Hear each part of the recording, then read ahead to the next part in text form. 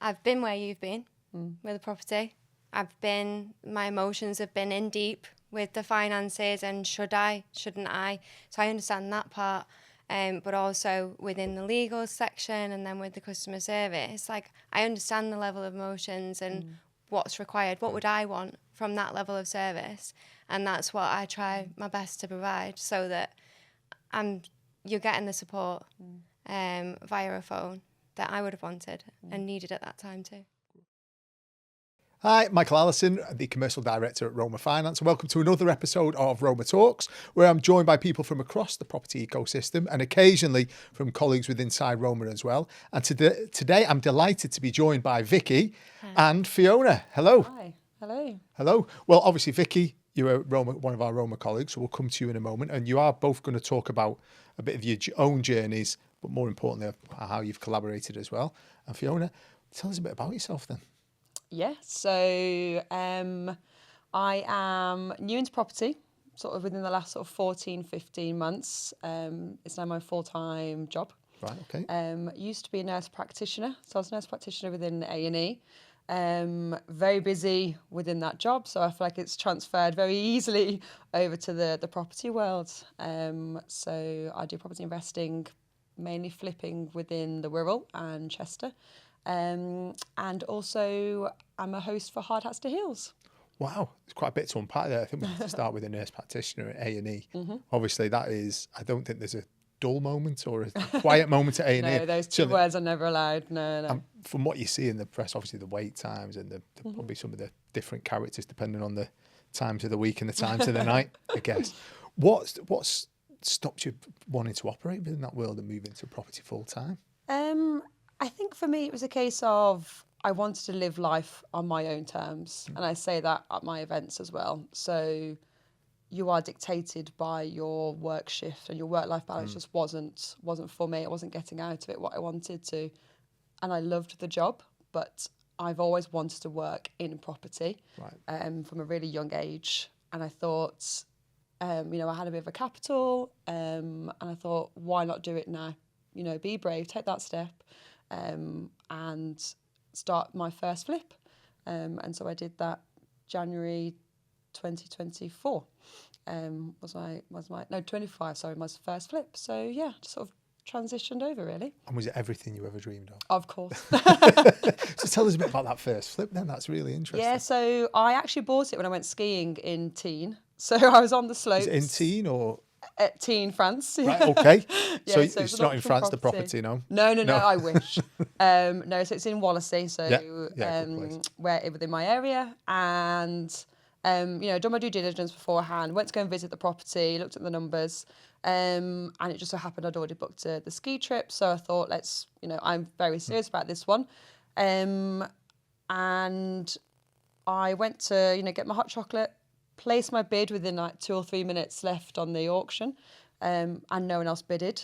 And I thought, oh no, what have I done? Like, have I missed something here? It was my first property. Yeah. But actually it went really well. I renovated it whilst at work as a nurse, with help from friends and family, and then sold it within sort of 8 months of purchasing it. So yeah, it went very well. Fantastic. And how come you went for an auction property as your first one?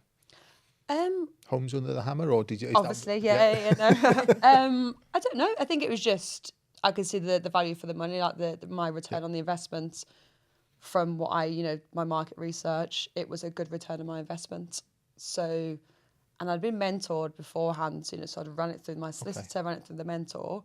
It just looked like a good property to purchase, and I wasn't nervous about buying at auction. Actually excited to buy there. So excited you just pulled. I've got this vision of you sort of like skiing. Phone comes out, put a bid in, visors back down, and ski to the bottom. Is that exactly how it happens? Exactly how it happens. There you go. That when they make you film about your life, that's what will happen. Yeah, that's the opening credits. So obviously you got a taste for it, and it went well, and then you made that decision to move into it. Yeah. Full time. You mentioned a mentor then. Obviously, has that been paramount to you being able to get started, I guess, or think about the tools to get started? Yeah, absolutely. I think I'm sort of time poor, I would say, in relation to my age. I think I really wanted to, jump into it, but I wanted to jump into it properly. You don't always have to get a mentor, but to me, it's really important. And the amount of deals I must have put through this person and told them,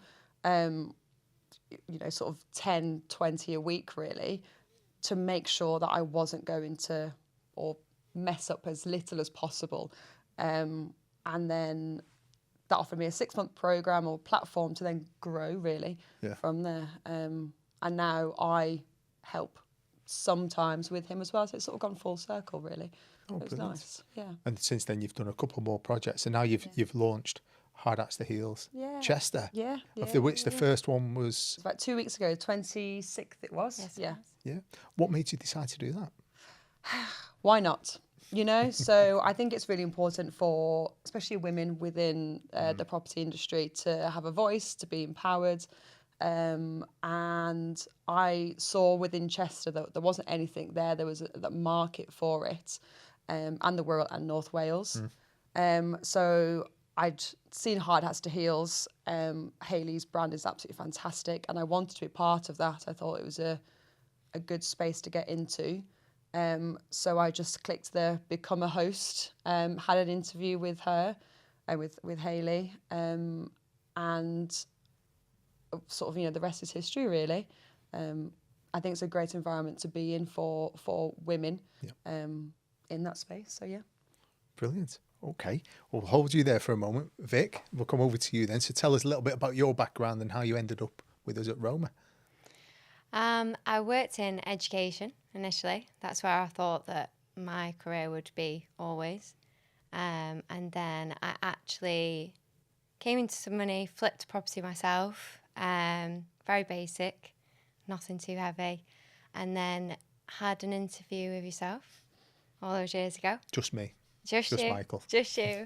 And yeah, started off as case packagers, what we'd call case packagers now, assisting sales and underwriting with the documents. Looked a little bit different than it does now. And then we then sort of all got trained with underwriting to progress with the legals and be that middleman. So that was my position for a while. I then took a secondment over to customer services and redemption team. And then finally did my first year last year as a business development executive on sales, which is very office-based. And then a week ago became a relationship manager. So yeah, it's been quite fast-paced, learning lots of different things, but I think that's valuable in Roma, that you're seen, you're heard, you're listened to, and you're really sort of questioned, where do you want to go? No one lets you sit still, and that's brilliant for someone like me, because I just constantly want that knowledge and that movement. So yeah, I'm very happy in my position at the moment. It really suits my personality, and I get to meet great people like Fiona as well. So great. Okay. And what I got from that as well is that, again, 2 women in employment had the opportunity, do a flip. Mm-hmm. Why not? I think it was, why not? Let's say at some point you've got to do it. You did the flip. That got you a taste for property, and you've both ended up coming into property, I guess, from different angles, either trading in it full time or helping people to trade in it full time. So before today, you knew each other, I guess. Yeah. Okay. Yeah. Over to you about how that relationship started then. I was trying to think about the first time I emailed you, and I'd obviously seen Roma and your love to lend, and I thought, great tagline. I want to get, talking to somebody, and I just happened to email you, and you got back to me straight away. I don't think you probably would have read it and then emailed within about 5 minutes. yeah, I'm quite annoying. That was a positive, by the way. Yeah. Oh, it's a positive. Yeah. I think it's a positive response as well. Yes, a positive response. It was. We had quite a generic conversation at first, didn't we? About all of the products and sort of how they would look and work on different scenarios. And then you brought the purchase to me, didn't you? Yeah, so my third property. Yeah. Went through, sort of different options. I think what sort of did it for me was the fact that I'm not very good over email. I like to talk. I'm a very sort of communication via that. And so you sort of said, ring me anytime. Here's my phone. Let's talk over. And we probably had about half an hour phone call, which might not have been necessarily all about property, but it's about that relationship. And I think to me that's really important, is that budding relationship, because financially that was a big thing for me to do. So I want to know that I can trust the other person who is, sort of broken the deal, and vice versa. You need to know my background as well. So that really helped. I think finance there's two ways you can approach it. That lender-borrower mentality of, well, you put in, we put in, and see what happens. Or actually, it's a business partnership, and you've got to do business with people you know, like, and trust. You've obviously picked a really strong mentor to be able to do it. Your friends and family helped you with property number one, with the works on it. That kind of needs to grow, and as you add more people in, you've got to trust them. Obviously, adding Hayley in has been great for you, and that's what I guess we're advocate for. It's not the first time, and it won't be the last time we'll hear that feedback about Vicky. That communication piece is key. Hence the reason probably why you've seen a hockey stick of her career, really, and it's continued to go in from strength. Well, I think with the hockey stick as well, though, I've been where you've been with the property. My emotions have been in deep with the finances, and should I, shouldn't I? So I understand that part. But also within the legal section, and then with the customer service, like, I understand the level of emotions and what's required. What would I want from that level of service?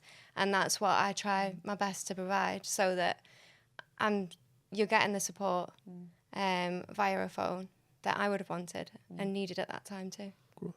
So was this the first time that you used finance on a property, or had you used finance before? I've used finance before, just with someone else, No, that's fine. You can go on their podcast and tell them.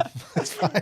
No, so you weren't new to the finance world, just new to Roma on this transaction. Yeah. Cool. Okay. Yeah. Tell me about the deal then. What was it? It was It was a single bullet purchase, and initially I was like, okay, when do we want to complete? It's just like, between 3 and 4 weeks. I was like, oh, okay. Because obviously we're used to cutting when someone's coming through the flow element. We're used to, like, we needed to complete yesterday. So that was like, oh, okay. So it was really laid back. From my personal experiences, it went really smoothly through to we got the application in. But yeah, it was a straightforward single purchase going through. So what was the property? So it was a 3-bed semi-detached on the Wirral. Right.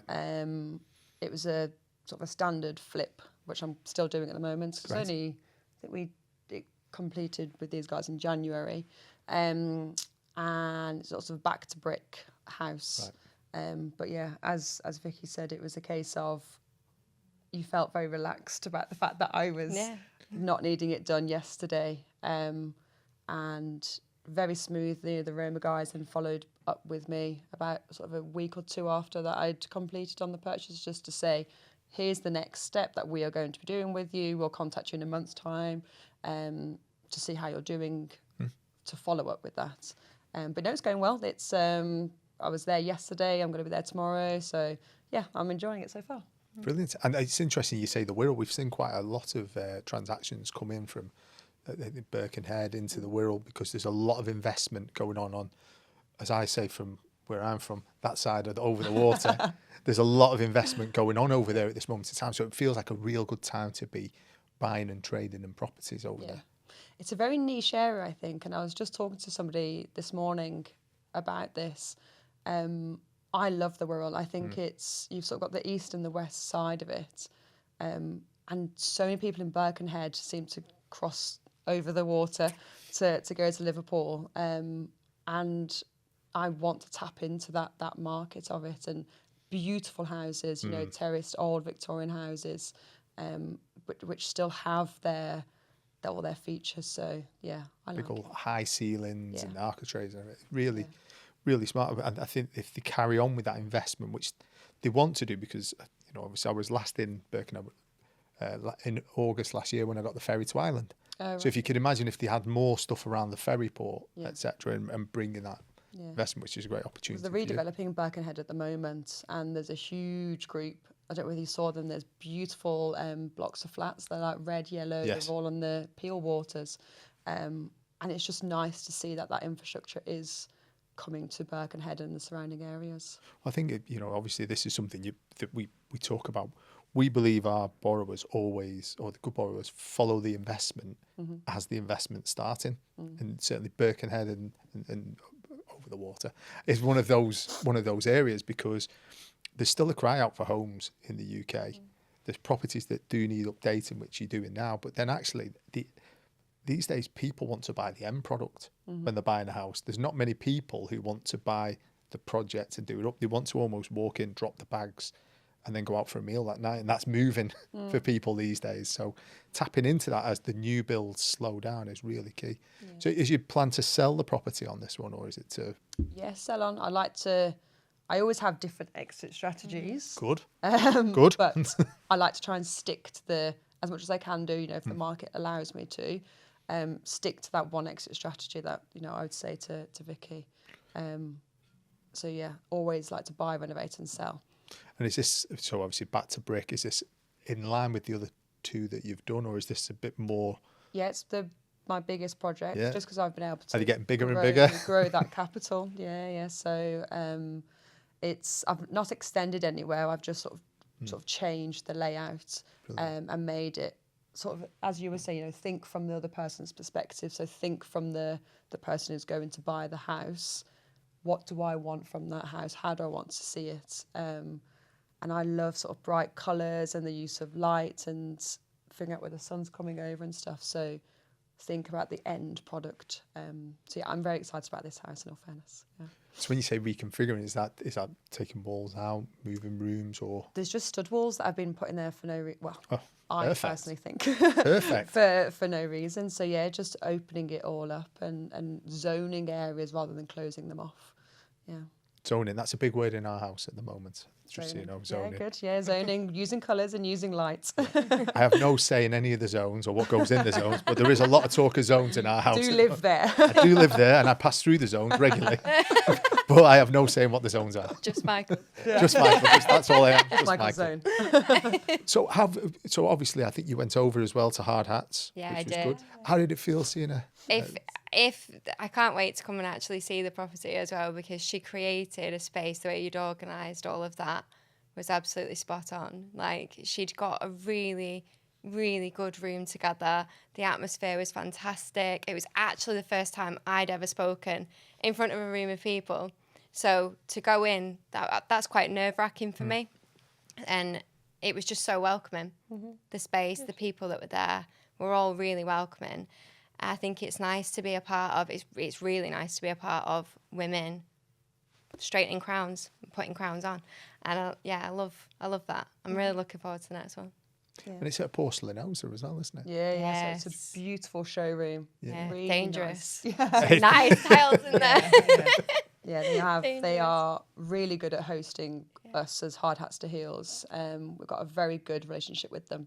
And yeah, their showrooms are fantastic, and they do put on a very good spread.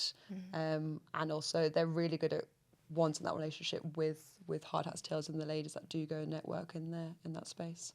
I think it's interesting when you said about straightening crowns, and I think it is about having that safe space where people don't feel judged, and sometimes can ask those questions, because men who are in the game could be condescending in that scenario, or talk as if you know what, and you might have that with tradespeople from time to time. So maybe having that safer space where people can talk and be their authentic self really helps with their own journeys to emulate what you're doing. And I think that's the reason why I wanted to be a host, just because for me, obviously, I am new to the property game in comparison to my previous career. And I can come in it because I know what walking into a room feels like of people that you don't know. And so I think I want to ensure that I always think about the person, the client at the end of the person that I'm trying to do the product for. So it's making sure that you do have a room full of women who aren't judgmental, who want to empower you, who you want to help, because I want to help them at the end of the day. Learning from each other. And learning from each other. Yeah. It was the conversations that were happening, the conversations that have happened afterwards. Yeah. Have been amazing, haven't they? Yeah. And I want to give the learning environment. That's why it's really nice having Roma there, because even though Vicky said it was her first time speaking, it didn't come across that way at all. You know, you described all the Roma's financing really well, and your own personal reason why you're doing it. So, which is really important. We were a good team. We're a good team. I certainly get that vibe. Yeah. I think it's all about building the product is the end bit. It's about having that team around you, because ultimately we've only got one chance at this, haven't we? So you may as well enjoy it and do it with people you like to deal with. Because there's nothing worse than having to do it. And I guess creating those spaces where people can find somebody else that they want to deal with, or be net promoters of a different brand, you know, a lender, a solicitor, a valuer, somebody who can do some work within that local area and an area that you're passionate about as well. It really helps lean in. So you end up being the mentor. Yeah. It takes time, you know, it takes time to build these relationships, and I think that's really important that you do take that time to be patient, because I think I'm the most impatient person, but within this you need to curate that environment for the positives. Good. So when you're not buying auction properties on the ski slopes, or renovating properties and thinking about the end piece, or running a networking event and going 2 feet into property, what do you do with your spare time? I love the outdoors. So predominantly my two sort of main hobbies are hiking. Love hiking. I'll go for a walk with the dog anywhere. And yacht racing. So over the water in Liverpool. Yeah. Part of the Liverpool Yacht Club there. So yeah, you'll find me on the water every Sunday, yacht racing there. Wow. So yeah, it keeps me grounded. Well, not quite grounded. Or watered. Watered. Awkward. Awkward, yeah. So there's probably a similarity, because obviously... honestly, we've never spoke about that. Like, my hobbies You've got a dog, haven't you? Yeah, I've got... Yeah, so I knew about the dogs, but I hike too. There you go. Well, yeah. So that, coming this way. I don't know what you talked about in that half hour. Property. Yeah. But yeah, that's my love as well. Weekend comes, I completely shut off. I like to have no signal whatsoever. Be around absolutely nothing and no one, just in nature with my dogs and my husband, and just going up and down those hills in the Lake District. It was meant to be. Meant to be, but no yacht sailing or yacht racing. I'm not a very good swimmer. You don't need to be. What if you fell out? On a yacht, you're not going to, it's fine. No. We'll I'll get leave that around. to you. How fast did you go? Just out of interest. Probably, well, it depends on the wind, obviously, but I think I sailed on Sunday. We were about going 7-8 knots, which is, you know, nice. It's good. It's manageable. What's that in miles per hour? For About 7 or 8 miles per hour, right, give or take. But you feel it? You feel it, yeah. Wow. No. Well, that might be the next one. No. What if that was the deal breaker? And she said, I'll only do the next deal with Roma. Well, I'd have done it. There we go. Dedication to Commitment to the Roma. cause. So obviously we've got this one. You're only a few months into this one, so there's still a bit of a journey ahead. How many do you think you'll be doing per year? Have you got a plan of what lies ahead? Or Yeah, I would love to be able to do sort of 4 per year. Right. And I think I don't want to grow. I do want to obviously scale my business, but I don't want to grow that I can't control the end product. I want that continuity within the product. But I'm also part of the developers club, so yes. I am looking at new builds, which is maybe slightly, you know, it's a different brand, but I would like to branch into that. So I'm with them for the next couple of years, sort of to learn to scale my business. Great. So yeah. Right. Okay. And I guess the transferable skills that you're taking across crisis management, prioritization, strong communication, pivoting, all of that comes across in Absolutely, yeah. I think I had underestimated how many transferable skills there are from.